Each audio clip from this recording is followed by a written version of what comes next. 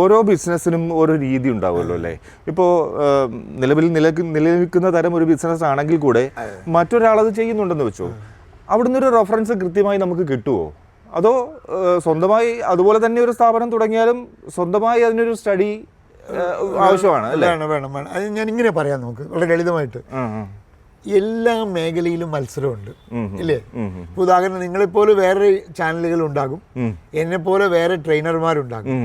അപ്പോൾ മത്സരം എന്ന് പറയുന്നത് പ്രത്യേകിച്ച് എൻട്രി ബാരിയർ കുറവുള്ള എന്ന് പറഞ്ഞാൽ, ഇപ്പോൾ ഉദാഹരണം ബാർ തുടങ്ങാൻ എല്ലാവർക്കും പറ്റില്ല, അത് എൻട്രി ബാരിയർ കൂടുതലാണ്.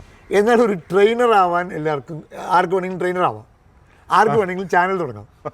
ഞാൻ പറഞ്ഞ ചെറിയ ചാനലുകൾ കേട്ടോ. ഞാൻ പറഞ്ഞ അപ്പോൾ എൻട്രി ബാരിയർ കുറവുള്ള സ്ഥലത്ത് മത്സരം വളരെ കൂടുതലായിരിക്കും. ഈ മത്സരത്തിനെ അതിജീവിക്കണമെങ്കിൽ നിങ്ങളുടെ കോമ്പറ്റീറ്റർക്ക് ഇല്ലാത്ത എന്തെങ്കിലും നിങ്ങൾക്ക് വേണം.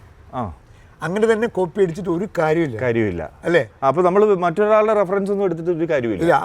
പഠിക്കാം നമുക്ക്, അവർക്കില്ലാത്ത എന്തെങ്കിലും ഒരു പ്രത്യേകത. ഞാനൊരു ലളിതമായൊരു ഉദാഹരണം പറയാം. ഞാൻ നിങ്ങളുടെ വിവോന്റെ ഒരു പകരം ചോദിച്ചാൽ നിങ്ങൾ റെഡ്മി എന്ന് പറയും, റെഡ്മിക്ക് ഒരു പകരം ചോദിച്ചാൽ നിങ്ങൾ ഹുവായി എന്ന് പറയും. ഇങ്ങനെ ഏതെങ്കിലും ഒരു ഫോണിന്റെ പകരം ചോദിച്ചാൽ നിങ്ങൾ വേറൊരു ഫോൺ പറയും. പക്ഷെ ഞാൻ ചോദിക്കുകയാണ്, ഐഫോണിനൊരു പകരം പറയാമോ എന്ന് ചോദിച്ചാൽ നിങ്ങൾ കുറെ നേരം ആലോചിക്കും.